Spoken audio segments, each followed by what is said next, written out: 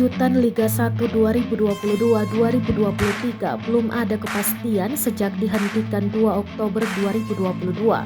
Liga 1 2022-2023 dihentikan pasca tragedi Kanjuruhan yang menewaskan ratusan orang.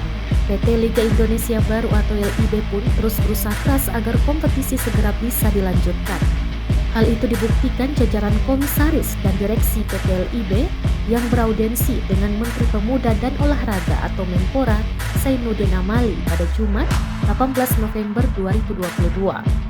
Direktur Utama PT LIB Ferry Paulus menjelaskan pertemuan tersebut berlangsung selama 2 jam. Pihaknya mengonfirmasikan tentang konsep untuk lanjutan kompetisi Liga 1 dan Liga 2 2022-2023. Sebagai peserta Liga 1, PSM Makassar masih menunggu kelanjutan Liga 1. Direktur Utama PSM Makassar, Sadikin Aksa, mengatakan PSM belum menerima informasi kelanjutan Liga 1.